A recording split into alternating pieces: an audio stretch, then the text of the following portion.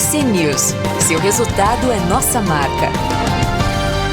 Bom, pessoal, deixa eu cumprimentar aqui, é uma alegria imensa conversar mais uma vez no Almoço de Negócios, na programação da TC News, com a Luíse Barsi, sócia fundadora do AGF. Luíse, seja muito bem-vinda, é sempre uma honra te receber, tudo bem?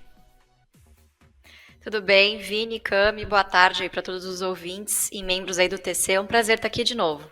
Olha, e o motivo da nossa conversa hoje é bem especial. A gente vai falar sobre o documentário INSS, a bomba relógio do Brasil. Essa é uma produção independente do AGF que aborda a crise previdenciária. E vocês ouviram diversos nomes relevantes sobre esse assunto.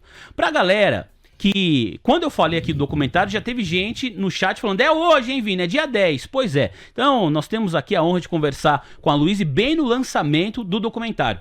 Vamos de saída, Joel, colocar o primeiro trecho que nós separamos para você, investidor e investidora que está aí do outro lado da tela, entender sobre aquilo que nós estamos falando e alguns dos nomes que foram entrevistados pelo AGF. Acompanha aí o primeiro trecho.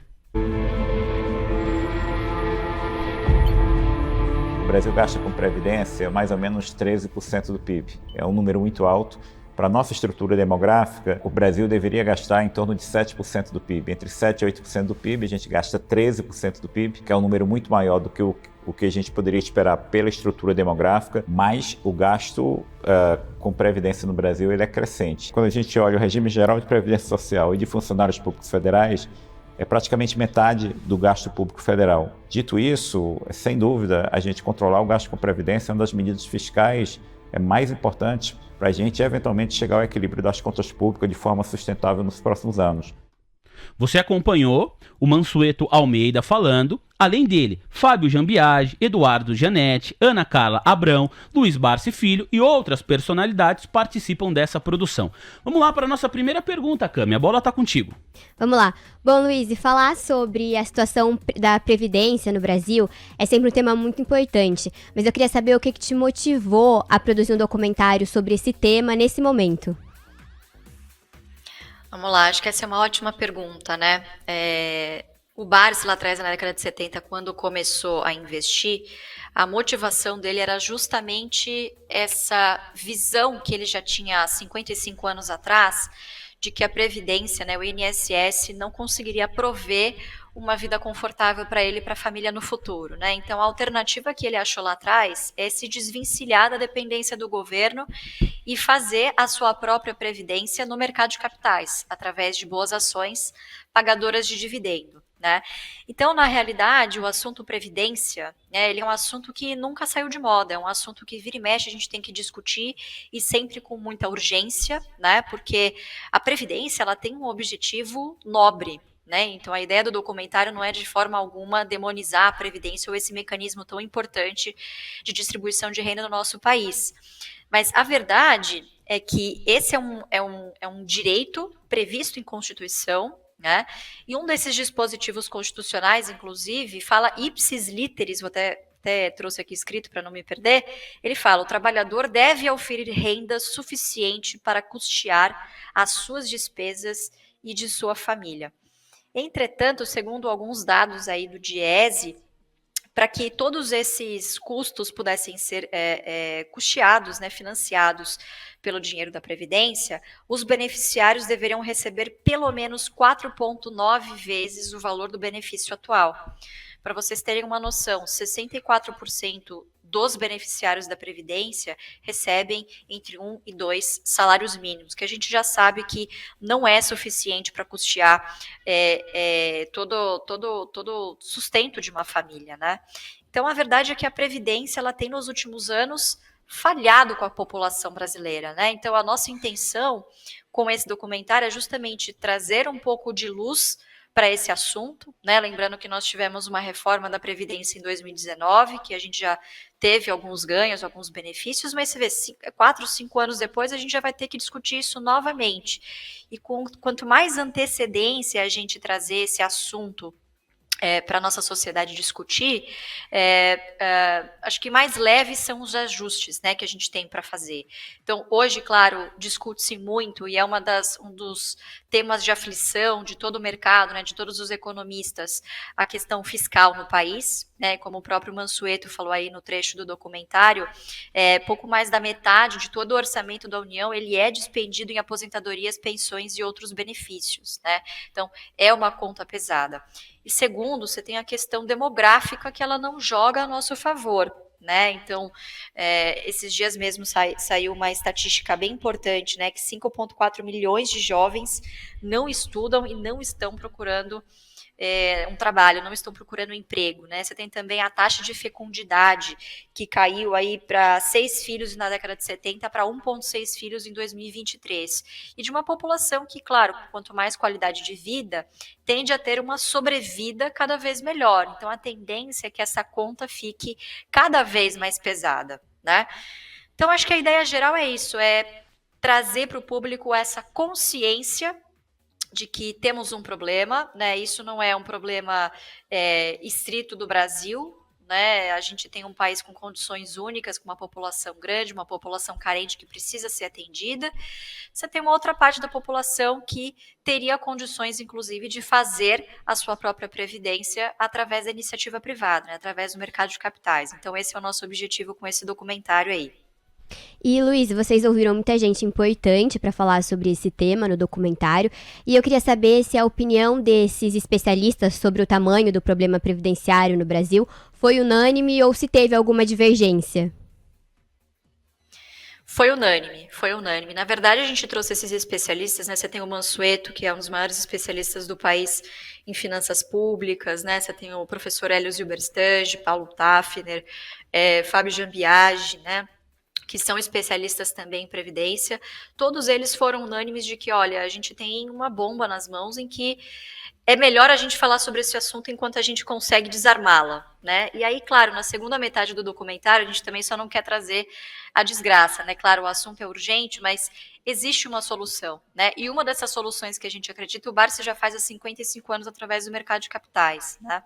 Então, a ideia do documentário, na verdade, é trazer a consciência sobre esse assunto, né? A gente não entra nos detalhes de como deveria ser essa reforma ou coisas do tipo, a gente quer trazer muito mais a solução do que você pode fazer por você mesmo, né? Porque, querendo ou não, esses grandes especialistas falam sobre previdência há mais de 20, 30 anos e é difícil de você conseguir uma vitória, né? Quer dizer, depender apenas do governo continua sendo um risco, mesmo se a gente conseguir fazer uma nova reforma da Previdência, né? Então, a nossa ideia é justamente conscientizar o público, conscientizar as pessoas de que quanto antes você começa a fazer a sua própria poupança, né? Uma carteira diversificada e, claro, uma parte dela em ações boas pagadoras de dividendo, as chances de você lá na frente ter um complemento de renda, né, de renda passiva, ela te traz uma certa tranquilidade para que você não dependa 100% do governo. E hoje essa é uma estatística, essa é uma realidade.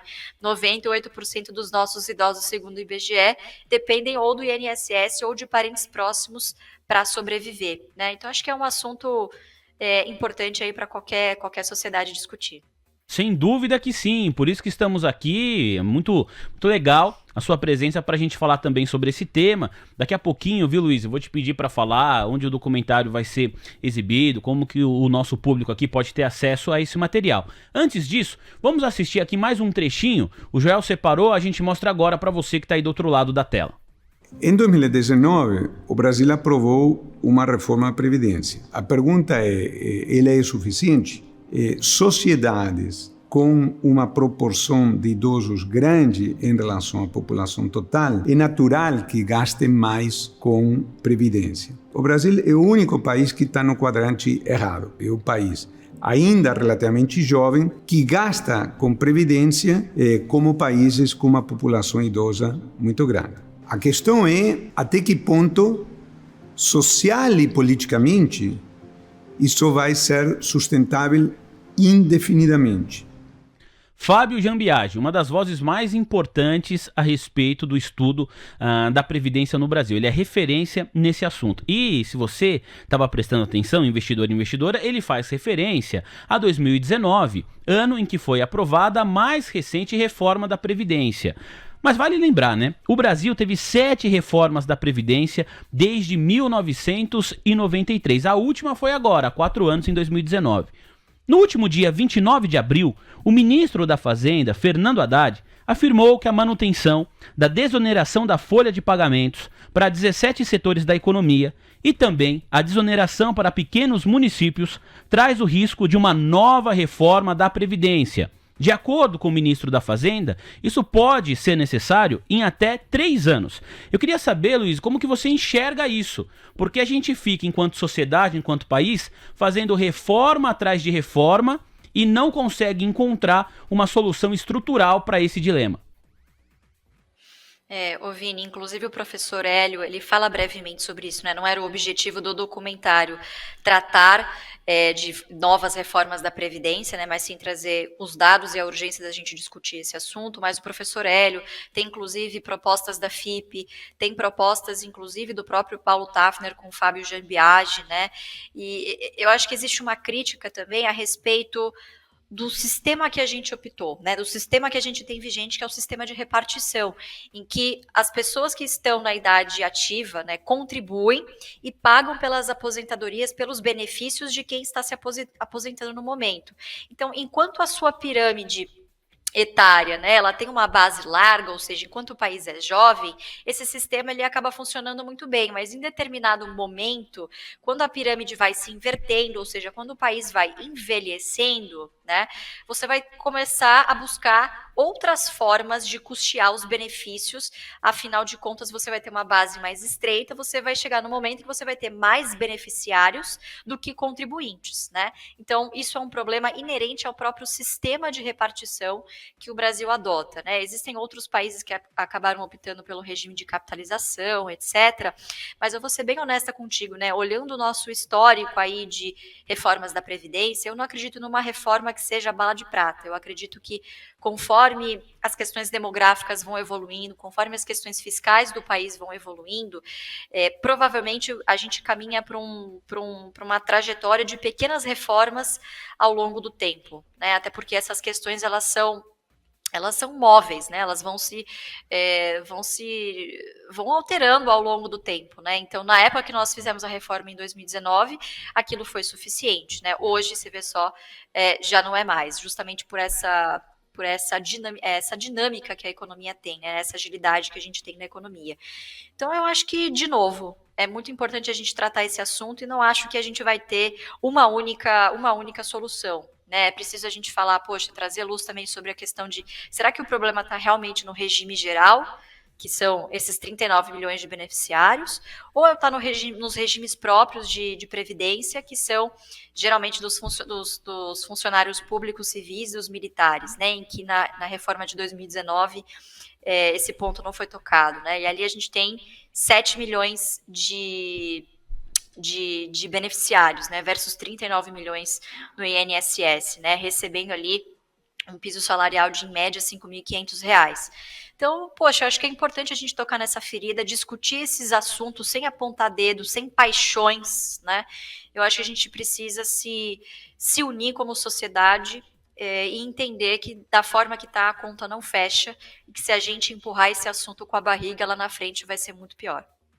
E pra gente encerrar os trechos que nós separamos aqui do documentário, a Luísa segue com a gente até as 2h da tarde, vamos pro terceiro trecho, que você vai entender bem aqui, né, com esse trecho, a proposta do documentário, que é o seguinte: há um problema, a gente está discutindo o tamanho desse problema, é unânime, a Luísa contou aqui respondendo a Cami, todos entendem que é um problema grande, importante pra gente resolver, e você, enquanto pessoa física, contribuidor que está aqui nos acompanhando, o que você pode fazer pensando na sua situação pessoal? Vamos lá acompanhar esse último trecho que nós separamos.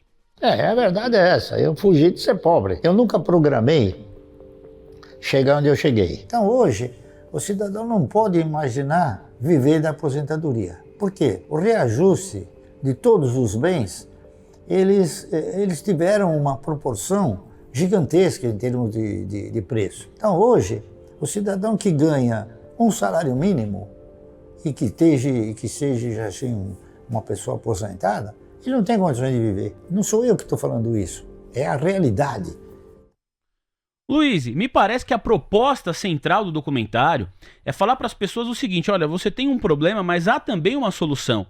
E para quem olha o mercado de capitais com a lente do longo prazo, essa solução é você procurar papéis, ações, teses que vão te ajudar por meio dos dividendos a conseguir preparar a sua aposentadoria. É isso, Luiz? Exatamente, Vini. Quer dizer, essa é uma das soluções, né? E, claro, também não é uma solução imediata de curto e médio prazo. Essa é uma solução de longo prazo, né?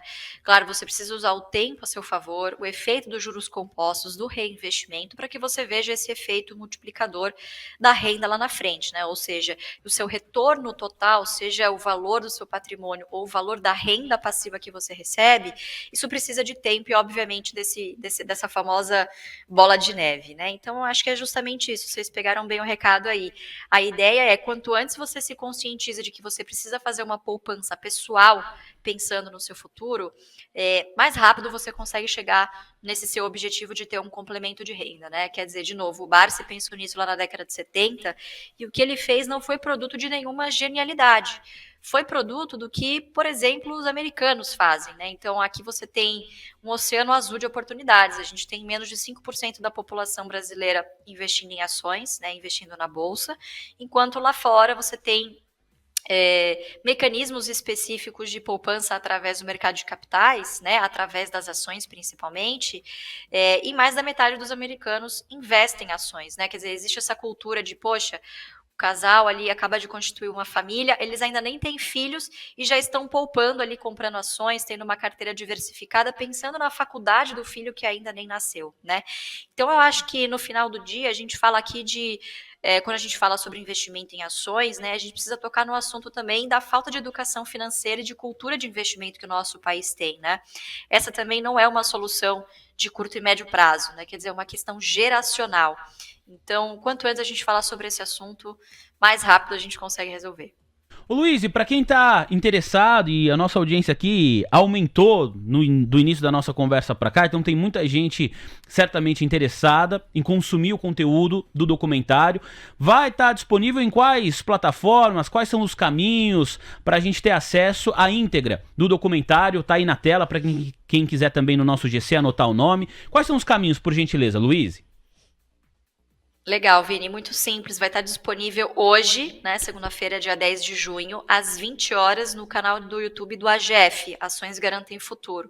Então, muito simples, a gente espera vocês aí nessa pré-estreia, tá muito legal, acho que foi a nossa primeira grande produção, né, porque um assunto tão importante como esse, a gente achou que merecia também profissionais gabaritados, não só especialistas do AGF, para falar sobre esse assunto.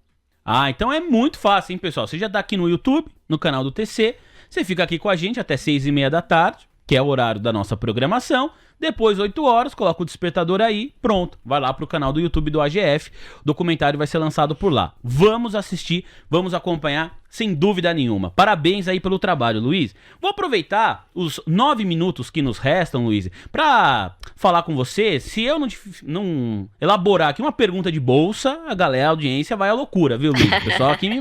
Eu quero saber, Luiz, como que você tá olhando pro atual momento do mercado aqui no Brasil, né? A gente conversa com os especialistas do TC e também outros convidados que passam aqui pelos nossos microfones, em geral, né, olhando aqui para o curto, médio prazo, o pessoal fala que é um mercado de difícil leitura, não só no cenário doméstico, mas também pelas incertezas no mercado internacional, principalmente olhando para a taxa de juros nos Estados Unidos, para a taxa Fed Funds. Eu queria, por gentileza, a sua visão, como que você está acompanhando o mercado nesse momento? Olha, Vini, é engraçado porque me fizeram essa mesma pergunta no final do ano passado, né? Antes da Bolsa atingir os 132, 134 mil pontos, enfim, o recorde desse ano. E na época eu falei, olha, eu nunca tenho uma opinião própria. O que eu faço? Eu tento fazer uma leitura de qual que é a narrativa, o que grande parte dos players importantes de mercado estão achando, e aí eu me posiciono de maneira contrária, né? Então, na época, no final do ano passado, o mercado estava muito otimista com o Brasil, muito otimista com bolsa, então eu estava pessimista com os meus aportes. Que isso quer dizer, em momento de otimismo, os preços tendem a subir e, claro, você não tem tantas oportunidades. Então, agora eu estou na posição contrária. Você vê, 6 meses depois, parece que a narrativa se inverteu completamente, né? Então, existe uma grande preocupação hoje com o fiscal, né, que está sempre muito latente nessas conversas, uma preocupação também, como você bem citou, com a taxa de juros, acho que não só dos Estados Unidos, mas global, né, imaginava-se naquela época que o Brasil estaria nessa vanguarda de queda de taxa de juros, que a gente poderia capturar o fluxo de investimento antes de outros países emergentes, né, e infelizmente não é isso que a gente tem assistido. Então, curiosamente, a gente tem que, ao invés de tentar interpretar para onde o mercado vai, você tem que tentar interpretar os sinais que os agentes do mercado estão te dando. Então, eu vou te dar um exemplo. Fui num evento muito legal da B3 com a Ambima na semana passada sobre mercado de capitais. E, para minha surpresa, só se falou de debênture, CRI, CRA, ou seja, instrumentos de dívida. Não teve nenhum palestrante lá praticamente que falou sobre bolsa, sobre ações. Então, esse é um dos indícios, né? Você abre o YouTube, você tem um grande indício também, os vídeos mais assistidos são sobre renda fixa, são sobre como investir no exterior, são sobre risco fiscal, risco daquilo, a dificuldade de ter uma leitura de curto prazo do mercado. Então, esses são sinais que me levam a crer que o mercado está pessimista. Então, eu estou otimista com os meus aportes. Isso quer dizer o quê? Que muito provável... Eu não sei até onde vai essa queda do Ibovespa, mas eu entendo que a gente está num momento de muita descrença com o nosso mercado. Pela primeira vez desde 2016, o número de investidores na Bolsa caiu, o número de CPFs. Então, tudo isso é uma conjuntura de sinais que você vai recebendo e vai interpretando, né? De que, se o mercado está pessimista, a gente tem boas oportunidades no momento, né? Então, essa é a minha leitura. Eu estou pessimista com o mercado, porém otimista com os meus aportes. Nesse sentido, o Fernando, nosso telespectador, inclusive mandou um superchat para cá, para a gente fazer a pergunta dele. Ele diz o seguinte, Luiz, o cenário de mercado fez você alterar algo de maneira estrutural na sua carteira, porque da última vez que nós conversamos, ficou claro para mim que os setores que você costuma monitorar são setores resilientes, tradicionalmente pagadores de dividendos, então você sempre acaba olhando aqueles setores. Mas pensando nas ações, nos papéis, o Fernando pergunta se há alguma mudança, que essa queda do mercado deu oportunidade para você enxergar e quem sabe aportar nessa nova empresa. Houve algum tipo de alteração?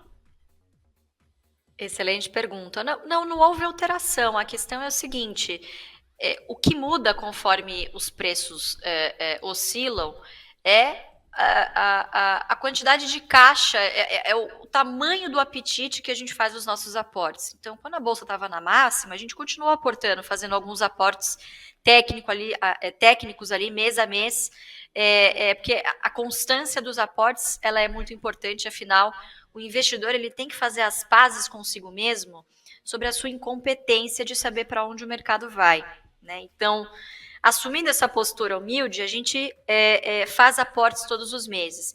O que vai mudar é a intensidade desse aporte, né? Então, início do ano a gente estava ali bem discreto, aportes de manutenção ali, que é o que a gente costuma investir todos os meses, e fazendo um caixa.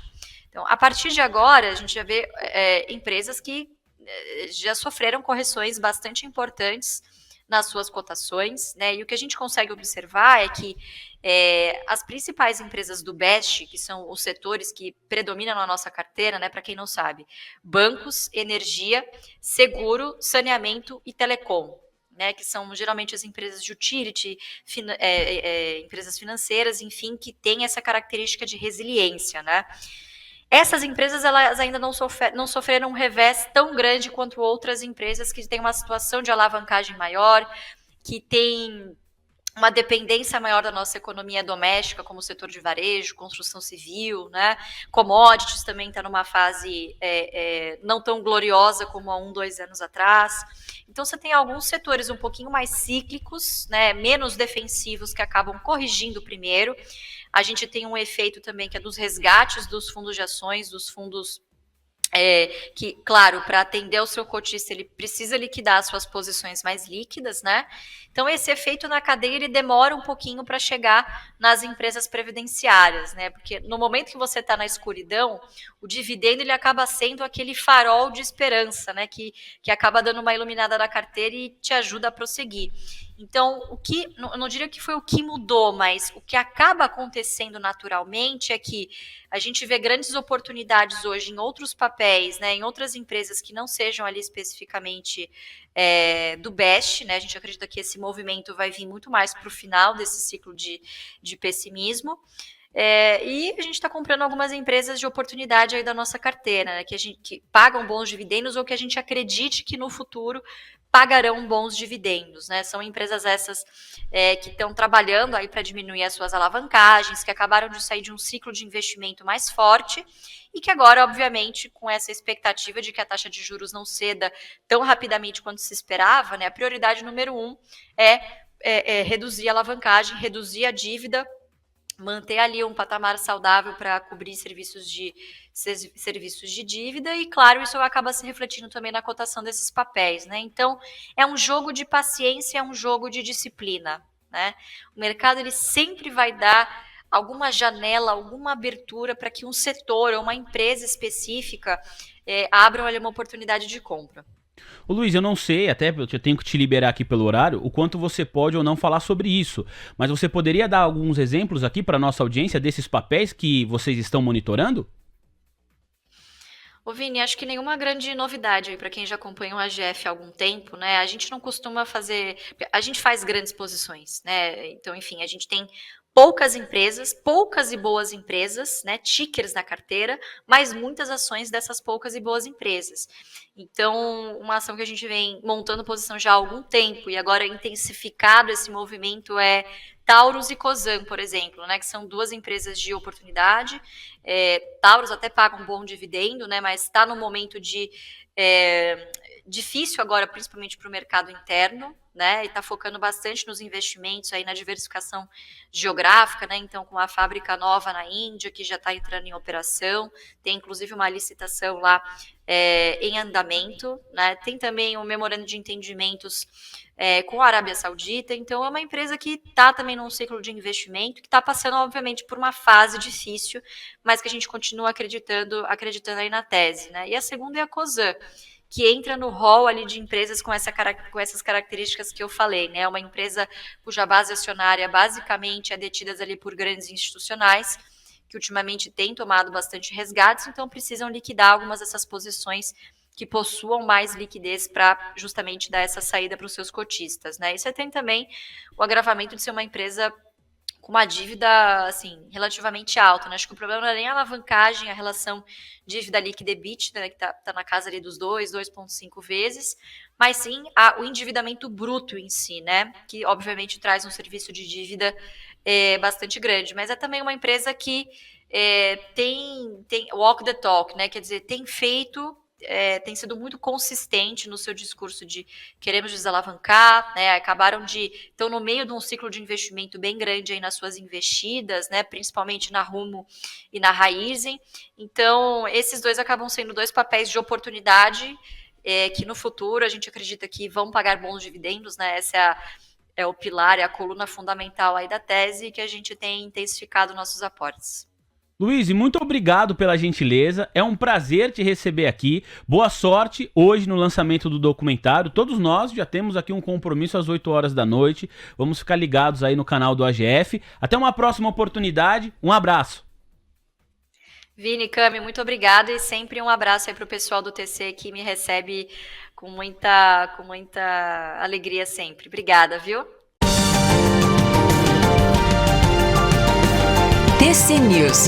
Seu resultado é nossa marca.